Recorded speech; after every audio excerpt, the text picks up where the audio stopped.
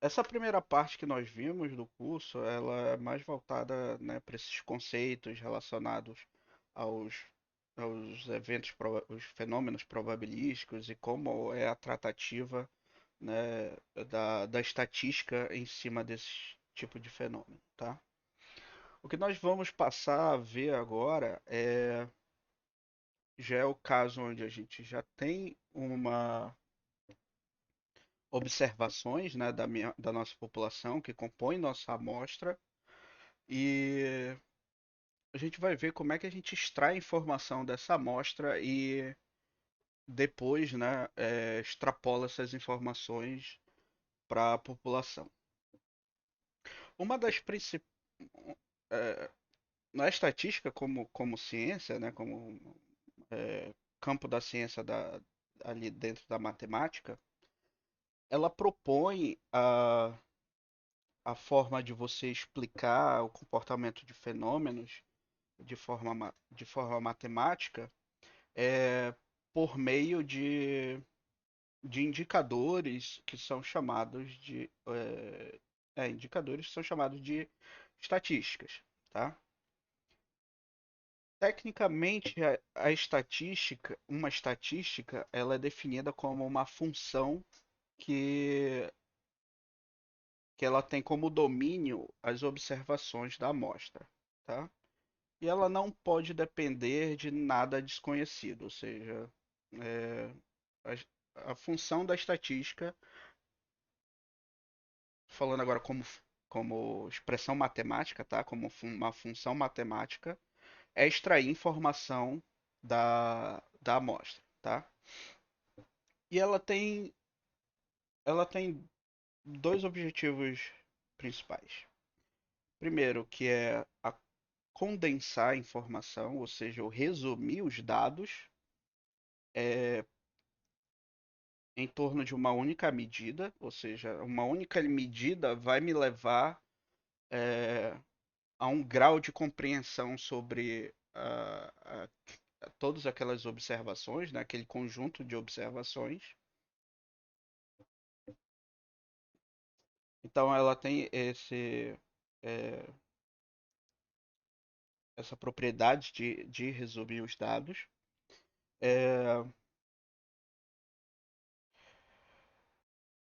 e também ela tem a construção matemática dela é feita de tal forma que a gente consiga que essas informações geradas é,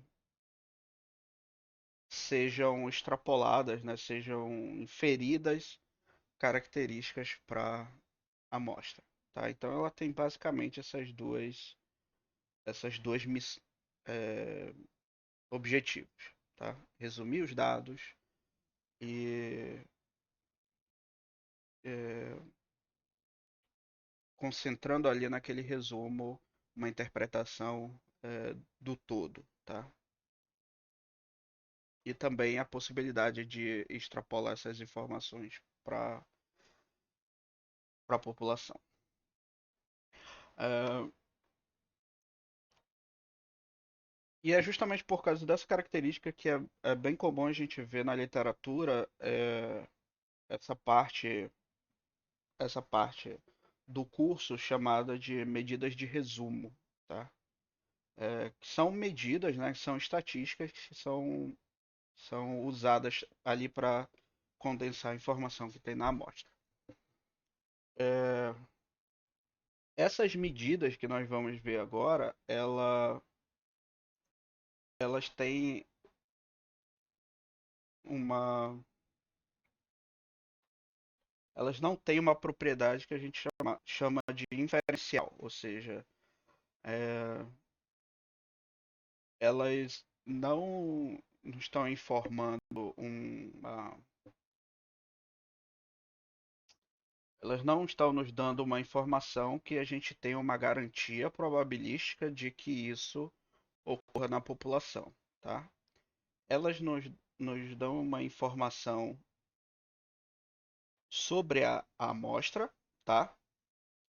E, e essa informação nós usamos para é, gerar, criar hipóteses científicas, tá? Acerca da população.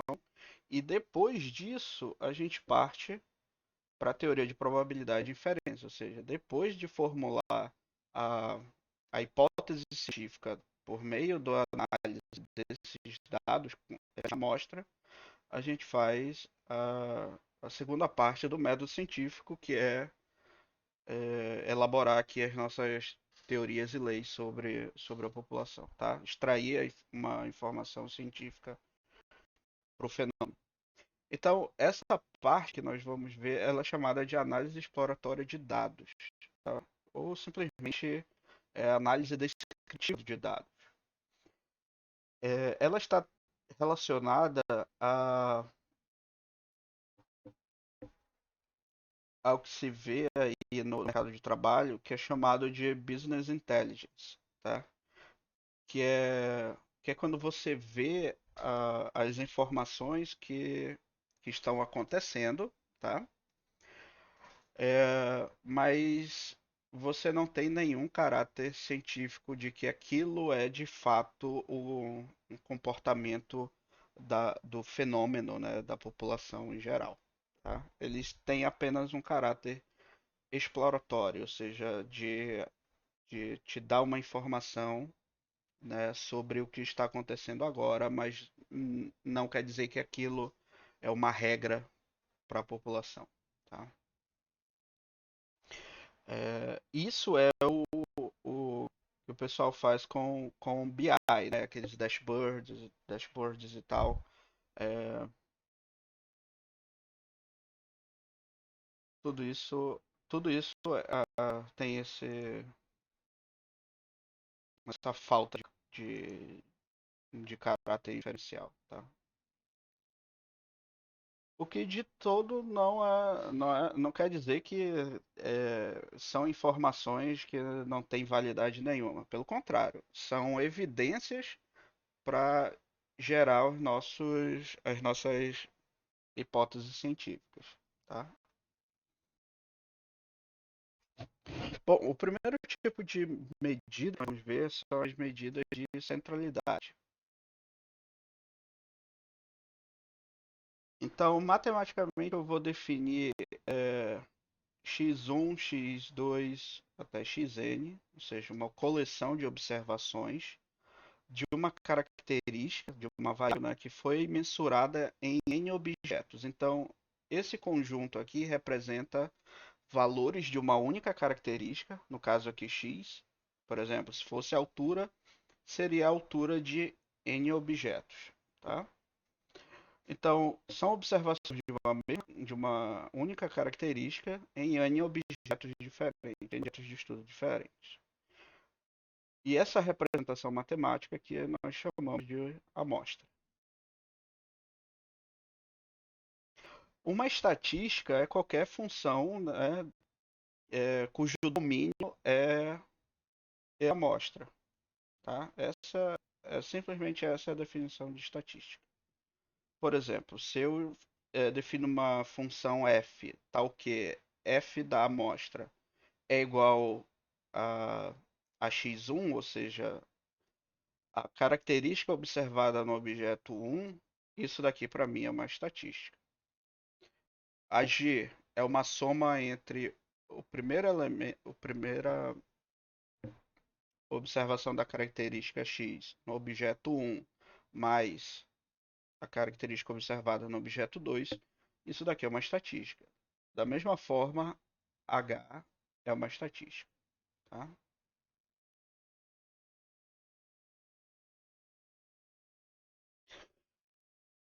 É, uma das primeiras formas da estatística trabalhar matematicamente é, a descrição de fenômenos, é, que é chamada de estatística clássica, que é quando a gente usa funções onde essas funções dependem de quantidades que estão associadas à população. Tá? Essas quantidades associadas à população, elas são chamadas de parâmetros. Então, na estatística, o que nós fazemos? É, a gente observa uma amostra sobre a população, nós usamos uma função para descrever o comportamento daquela, daquele fenômeno, né, daquela população, com base nas informações que a gente tem na amostra. E essa função, ela é uma função que mede probabilidade, tá? Lembre que a gente está sempre trabalhando com fenômenos probabilísticos. Consequentemente, a nossa unidade de medida aqui, para tudo, é probabilidade. Como são fenômenos aleatórios, né? A gente observa eventos aleatórios, então a gente sempre está interessado em calcular a probabilidade da ocorrência desses eventos, tá? E essas funções de probabilidade, elas dependem dessas quantidades que são relacionadas à população, ou seja, ao fenômeno. E na prática, essas quantidades, esses parâmetros, eles são quantidades desconhecidas, tá?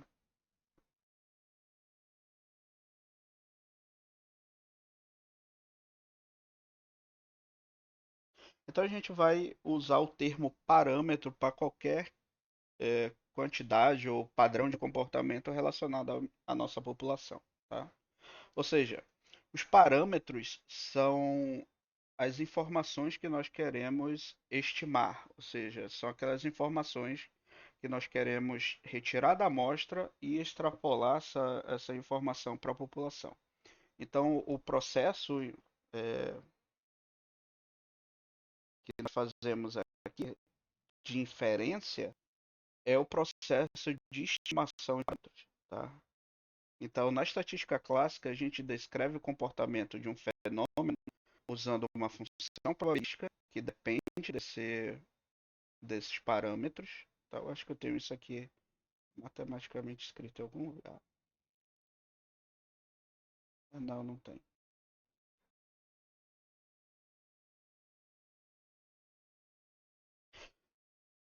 Então, o nosso processo aqui é estimar essas quantidades associadas a uma função de probabilidade aqui que a gente vai usar para descrever o fenômeno. É, e essa estimação é feita para, quer dizer, essa função que descreve o comportamento probabilístico do fenômeno depende dos parâmetros, e aí o nosso objetivo é estimar isso daí, porque são coisas desconhecidas. Tá? Então, o que a gente vê aqui em análise de, descritiva ou análise exploratória dos dados é justamente levantar evidências uh, sobre quais os possíveis comportamentos, né, do fenômeno e quais possíveis valores de parâmetros, tá? Que a gente vai é, verificar se isso tem uma validade científica ou não. Quer dizer, tem uma representatividade ou não. Então, as nossas hipóteses científicas são feitas em cima dessas quantidades chamadas parâmetros, e a forma de como a gente testa essas hipóteses é o processo de estimar esses parâmetros, tá? Então, as medidas, como eu falei, as medidas de resumo, elas têm esse objetivo de sintetizar a informação contida na amostra. Basicamente são três tipos: as medidas de centralidade, dispersão e posição, tá? As medidas de centralidade, como o nome já está sugerindo aí, são medidas que relacionadas a valores centrais onde os dados tendem a se dispersar em torno deles, tá? Por exemplo, a média aritmética, que é uma medida que a gente conhece é, bem, né? Ela é uma medida de resumo dos dados, tá? E ela também é uma medida de centralidade desses dados. Então,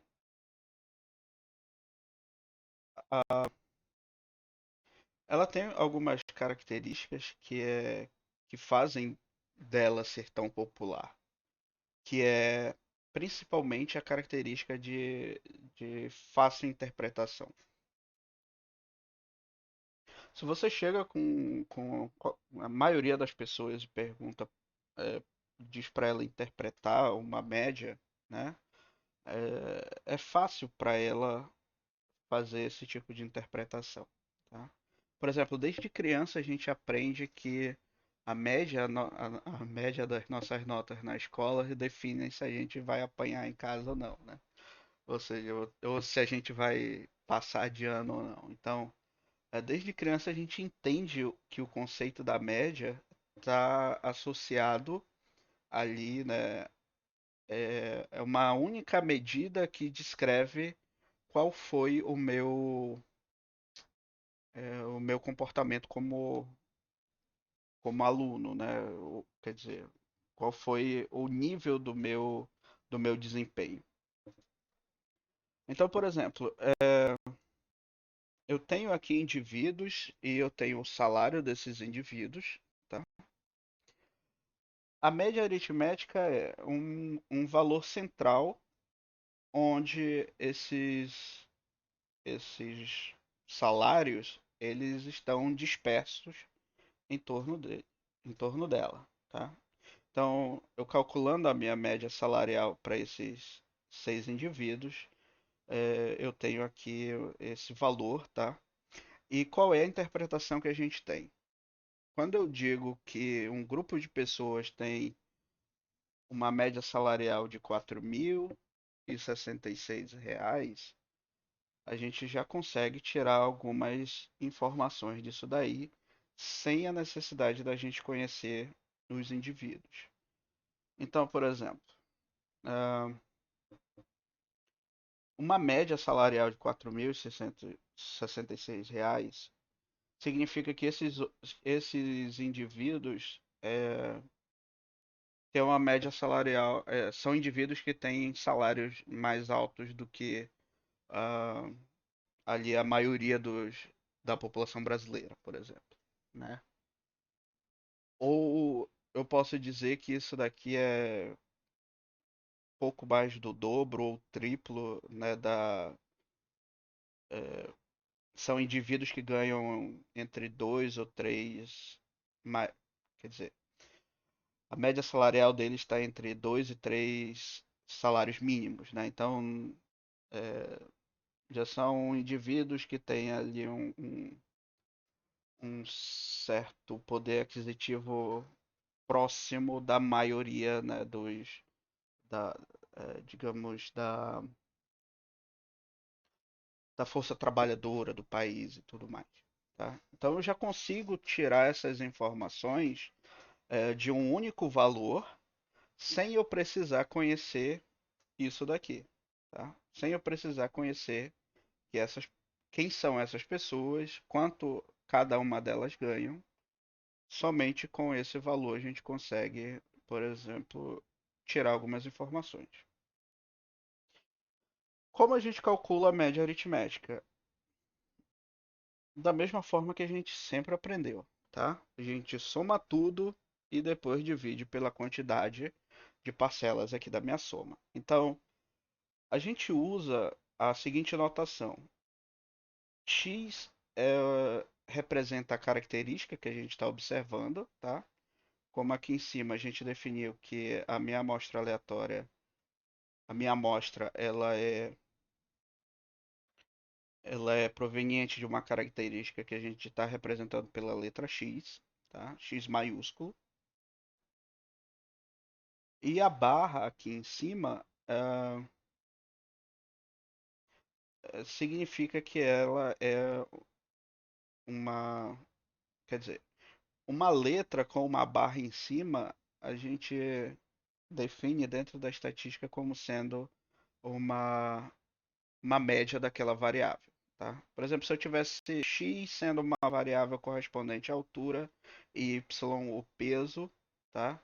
X barra é a média aritmética da altura, y barra é a média aritmética do peso, tá? É a notação que a gente usa, tá? Tanto que a notação vetorial que a gente usa, a gente não coloca aquela setinha aqui em cima, a gente coloca um tio aqui, justamente para não confundir com essa barra, tá?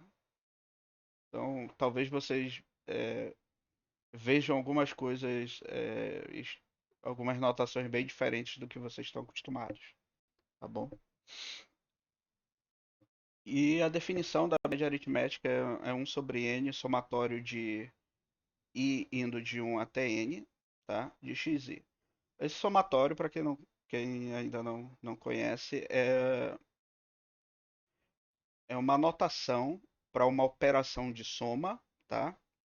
Onde você muda os índices aqui, um índice i, e você define o primeiro valor desse índice, e aqui em cima você define o último valor desse índice, sempre com incremento 1, tá? Então, se ele começa do 1 até n, então ele vai primeiro o i assume o valor 1, depois o valor 2, depois o valor 3, ou seja, ele está assumindo com incremento 1, até ele atingir o valor máximo dele, que é n, tá?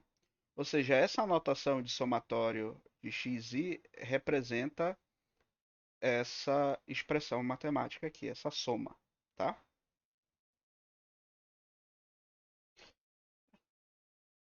Então, por exemplo, eu tenho aqui uma amostra, tá? Ou seja, valores observados de uma característica x para 8 indivíduos, 8 objetos de estudo, tá? Percebam que quando eu estou falando de variável, ou seja, de uma quantidade desconhecida, eu estou sempre usando a letra latina aqui, a maiúscula, tá? Quando eu passo a ter uma observação dessa variável, eu uso a representação minúscula dessa letra, tá? Então, quando a gente trata de variáveis, a gente sempre usa as letras latinas em maiúsculo. E quando a gente trata de números, tá? A gente usa a mesma letra latina, só que minúscula, tá? Então aqui x1 está representando o número 1, x2 está representando o número 3, x3 está representando o número 3 e assim por diante, tá?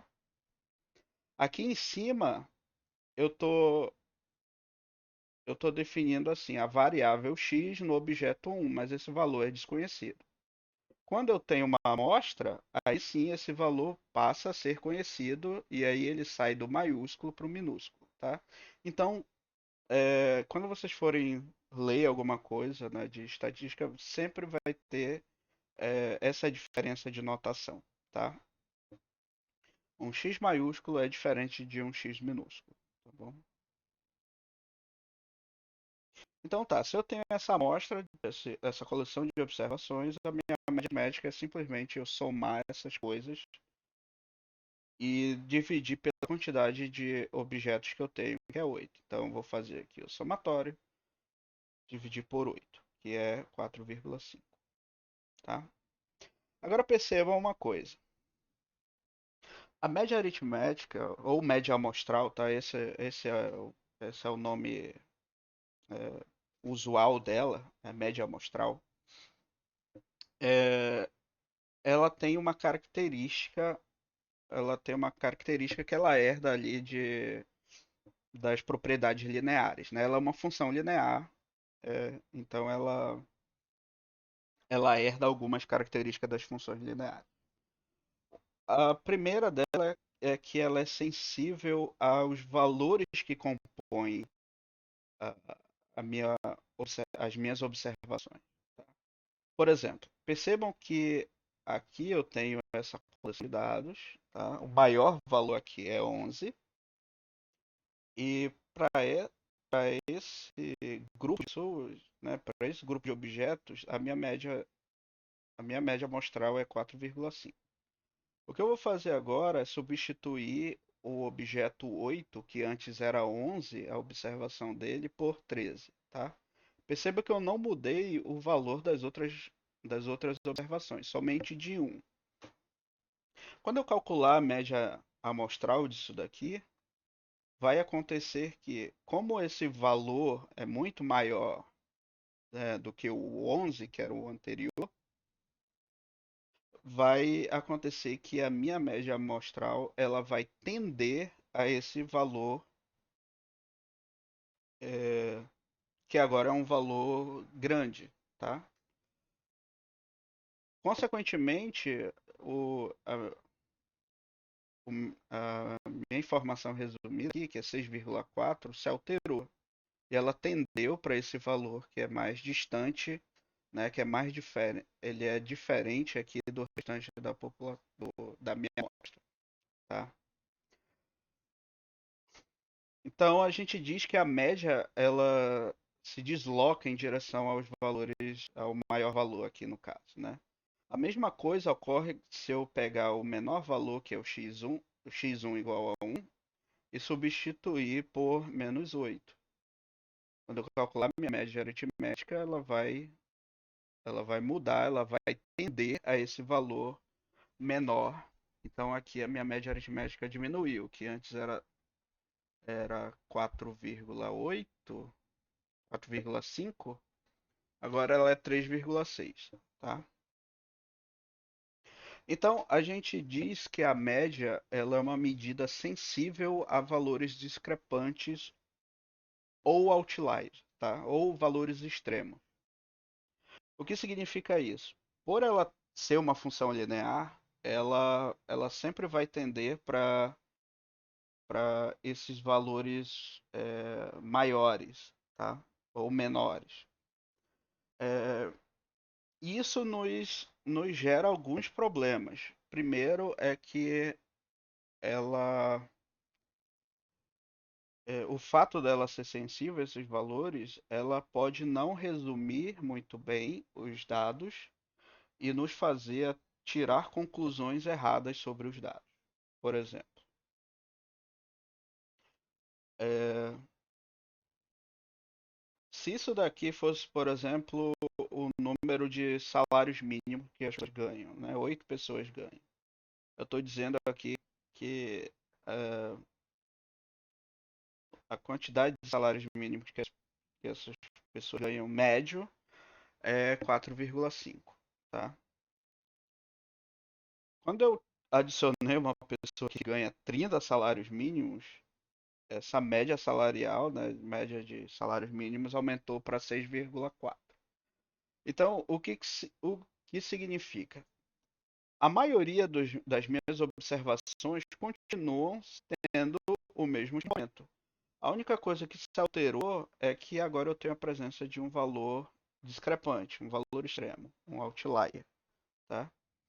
E isso fez com que eu tirasse uma conclusão errada, não uma conclusão errada, mas é, ela está escondendo aqui a informação do restante das outras informações, tá? Então, a gente pode dizer que a característica principal dos indivíduos continua sendo a mesma, da maioria, né? Eu apenas observei um único valor, né, discrepante bastante. E isso fez com que a média salarial dessas pessoas aumentasse. Então, se eu comparasse, aquelas pessoas não estão muito bem, estão ganhando um salário médio, tá? Essas pessoas aqui agora estão ganhando um salário acima da média. Então, se eu fosse comparar, por exemplo, se isso fosse média salarial entre 2 anos, eu ia dizer, nossa, a média salarial aqui das pessoas, ou seja, Ou, por exemplo, como muito se acontece aí na economia, né? A média salarial do brasileiro aumentou. Antes era 4,5 salários mínimos, agora foi para 6,4 salários mínimos. É verdade isso que eu estou falando? Não. A única coisa que se alterou foi que alguém ficou mais rico e começou a ganhar 30 salários mínimos. Tá? Então, é, por conta da média aritmética ser sensível a esses valores extremos, acontece esse tipo de interpretação errada. Tá?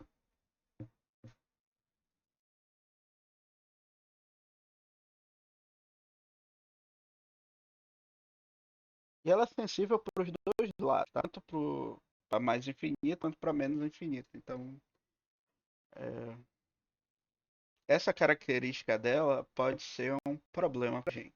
Tá? E como ela apresenta essa característica de ser sensível aos dados, né, sensível aos valores discrepantes, a gente chama isso de uma medida não robusta.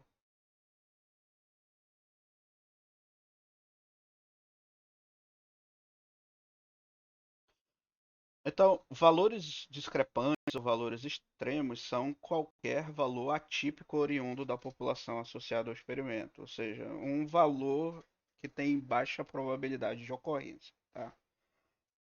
Exatamente isso, Reinaldo, é um ponto fora da curva. Tá?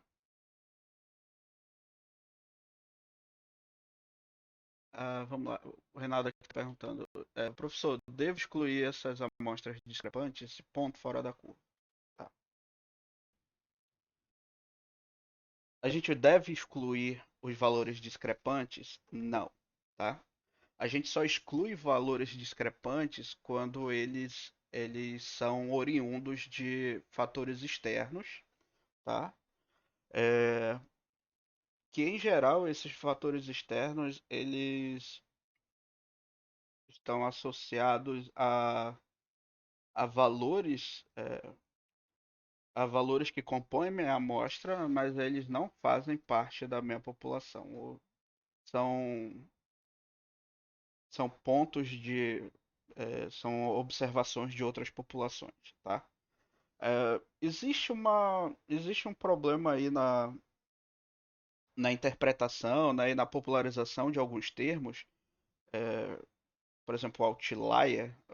Hoje, outlier é usado, né, se você for assistir qualquer é, palestra sobre ciência de dados, esse tipo de coisa. Outlier é sempre tratado como esse ponto discrepante, tá? Esse valor discrepante. Mas não é verdade. O termo outlier ele é usado para quando eu tenho observações que não são daquela população que eu estou trabalhando, né? E esses pontos sim eu excluo, porque são pontos que não fazem parte da minha amostra ou da minha população, tá? Por isso que existe na ciência de dados um campo de estudo chamado detecção de outliers, tá? Onde você detecta esses pontos que não fazem parte da população e você retira eles da sua amostra. E o método que eu uso para verificar se ele é um outlier ou não é calculando a probabilidade dele pertencer àquela população, tá? Então, quando a gente tem uma amostra, a gente pega uma função de probabilidade, né? Uma distribuição de probabilidade, ajusta aquela função para os dados, né, que a gente tem, ou seja, para as evidências que a gente tem do experimento. E com base nessa probabilidade, essa distribuição de probabilidade, a gente calcula a probabilidade de certos pontos fazerem parte ou não daquela população. Em geral, a distribuição mais usada, né, na prática, assim, a maioria dos métodos que a gente tem em estatística, eles são baseados na distribuição gaussiana ou distribuição normal. Tá? A distribuição normal, ela tem inúmeras aplicações, tá, no, é, em fenômenos naturais, em fenômenos físicos, tá? Porque é uma característica, tá, é, das leis da física que acabam tendo que muitas características e fenômenos passam a ter um comportamento dessa distribuição de probabilidade. E essa distribuição de probabilidade ela tem a seguinte característica: ela é centralizada em uma média, tá? Nesse caso aqui uma média populacional, e as observações elas vão acontecendo, né? Os fenômenos vão acontecendo da seguinte forma: quanto mais elas se afastam para mais ou para menos da média, elas vão diminuindo a probabilidade delas ocorrerem. Tá? E a diminuição dessa probabilidade ela é simétrica, tá? Tanto para mais quanto para menos. Então, você pega pontos simétricos em torno da média, elas vão ter a mesma probabilidade. E elas têm essa, e a distribuição normal ela tem esse formato que vocês estão vendo aí, tá? E é muito popular as pessoas chamarem de curva de sino, tá? Porque parece um sino, tá? Para mim não parece, mas tudo bem. É, então acontece que pontos aqui, ó, muito distantes da média, tanto para menos quanto para mais, eles tendem a ter uma probabilidade muito baixa, tá? Ou seja, o valor da função aqui é próximo de zero. Então, quando esses pontos têm o valor da função próximo de zero, tá? O valor dessa função a gente chama de densidade. Então, quando eles têm essa densidade próxima de zero, a gente diz que a probabilidade deles pertencerem a esse grupo é aproximadamente zero. Daí vem a expressão ponto fora da curva. Então, ponto fora da curva é um ponto de baixa densidade, ou seja, com uma probabilidade aproximadamente zero, que foge da curvatura da direção normal. Então, daí que vem essa expressão ponto fora da curva. Tá? E exatamente é,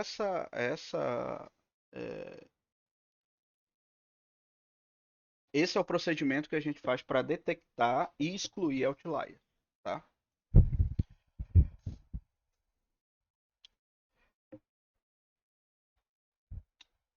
Mas os valores extremos e discrepantes, eles não necessariamente são outliers, eles não necessariamente são pontos de outra população. Às vezes eles são pontos, é, sim, diferentes da grande maioria, né, da grande massa de dados, como a gente viu aqui, né, que a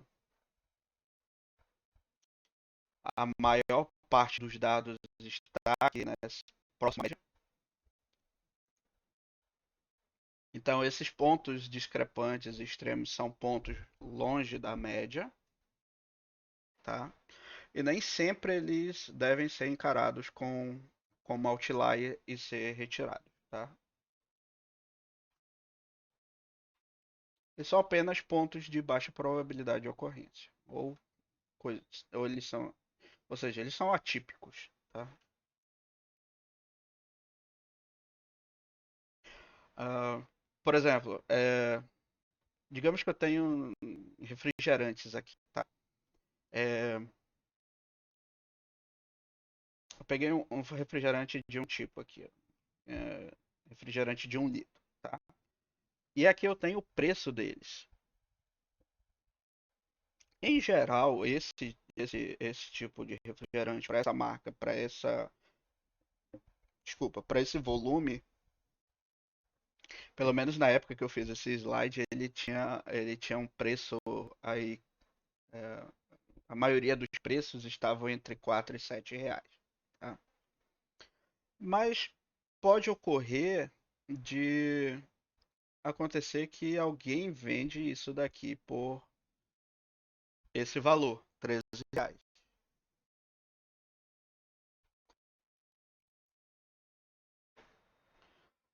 Então, voltando aqui.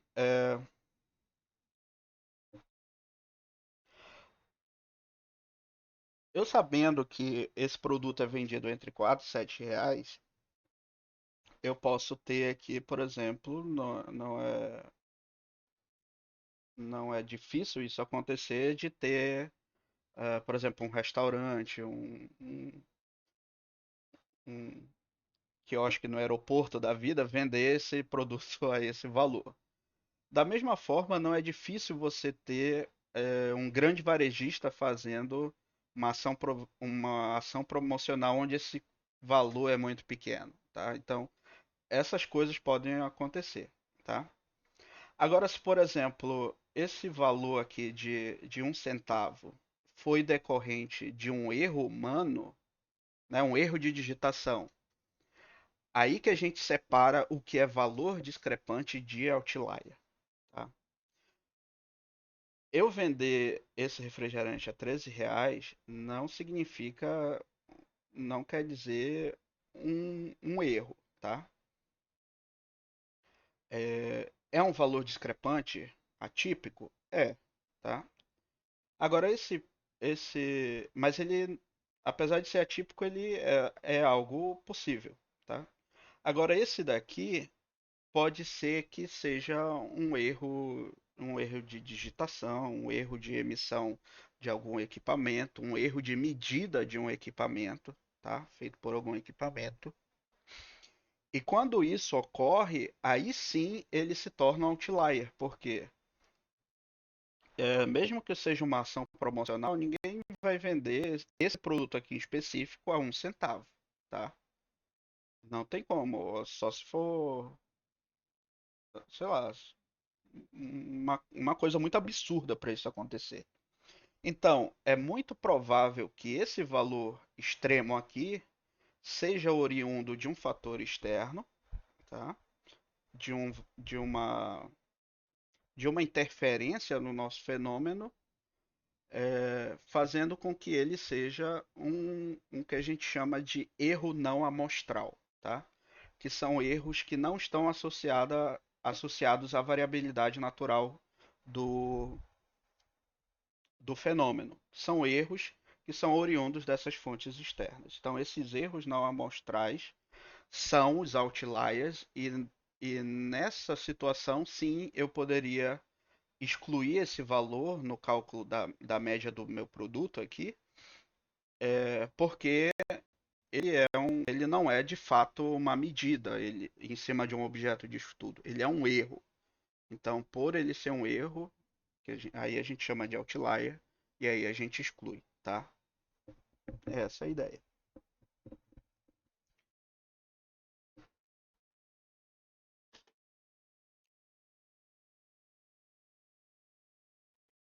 Ah, então aqui, definindo como eu já acabei de falar para vocês. Um outlier ele é proveniente de erros não amostrais.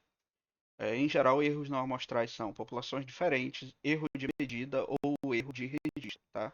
Erro de medida é na hora de eu obter a medida, né, as informações sobre as características, o instrumento de medida que eu estou usando é, causar um erro, tá? Medo de registro é quando o processo que eu uso para gravar as informações sofreu algum problema e ele acabou registrando errado, tá?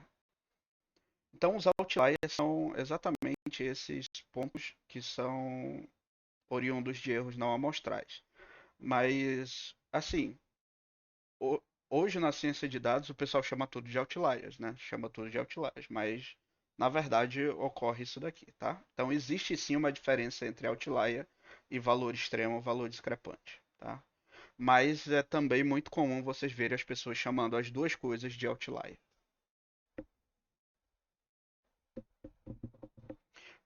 Como está aqui nesse exemplo, né? Naquele era provável que o cara vendesse a 13 reais. Possivelmente alguma ação promocional, né? Do tipo pague leve 2 pague um. Ele pode ter lançado, né, na nota fiscal aquele valor como sendo um centavo. Isso não é uma coisa impossível de se acontecer. Hoje em dia não se faz mais isso, né? Porque a Secretaria de Fazenda fica em pé. Mas antigamente, se você fosse em restaurantes ou esses restaurantes fast food, era muito comum você ver combo, né? Combo de alimentos sendo vendido. Por exemplo, compre um combo que vem um sanduíche, uma batata e um refrigerante por R$ 30, tá? Quando era lançado na nota fiscal, eles colocavam lá o valor do produto, do sanduíche, a R$ 30, sei lá, R$ 29,98, e aí o refrigerante e a batata saíam a um centavo. Em alguns, se vocês começarem a perceber no cupom fiscal, em alguns restaurantes ainda se faz isso, tá? Esses restaurantes que tendem a vender combos, tá? Vocês olharem a nota fiscal, vocês vão perceber isso. Ah, tá. Não significa que de fato aquele produto está sendo a um centavo, né? É só a forma como ele foi medido. Agora aqui, ó, eu coloquei um outro produto aqui que não tem nada a ver com o produto original e ele tem um valor discrepante aqui, né? 100, tá? É, esse 100 é um valor discrepante? Mas também ele é um outlier, porque o produto que está sendo observado aqui, esse valor, não é da minha população que eu estou observando, tá?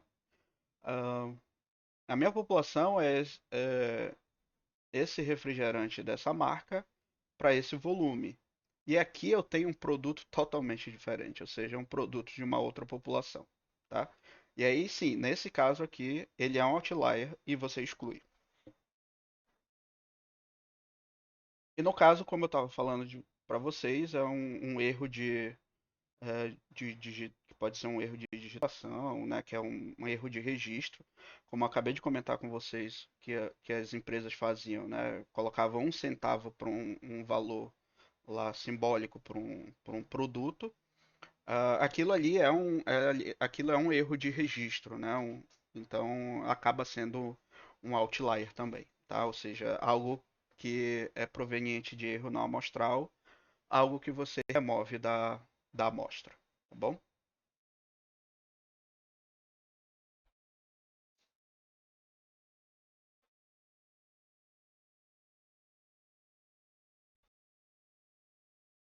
Tá.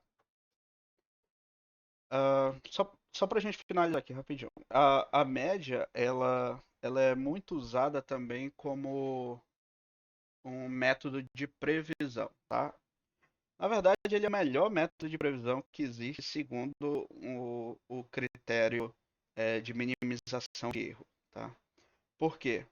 Digamos que eu tenha, né, aqui observações, né, de uma característica. Por exemplo, se for, por exemplo, o valor aqui de um índice da Bovespa, por exemplo, aqui dos últimos 30 dias. Se eu quero fazer uma previsão para o próximo dia, né, qual vai ser o valor do índice Bovespa para amanhã?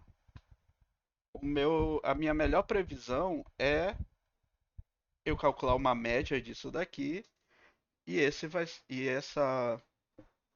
essa média ela vai ser uma melhor estimativa, né, a melhor previsão que a gente tem para um valor futuro, tá? Por quê? Porque a média aritmética ela minimiza uma coisa que a gente chama é, de erro, que é a diferença entre o, o valor real e o valor previsto, tá? Ou seja, essa distância aqui entre cada ponto e essa linha vermelha, essas distâncias são minimizadas quando eu uso uma média, tá? Se eu usar qualquer outro valor que não seja média, ah, essas distâncias, a maioria dessas distâncias, elas acabam sendo maiores, tá? Então, a média aritmética, ela tem essa boa propriedade de produzir estimativas e e né, valores previstos bons. Tá bom? E é que na próxima aula a gente continua e fala sobre a mediana.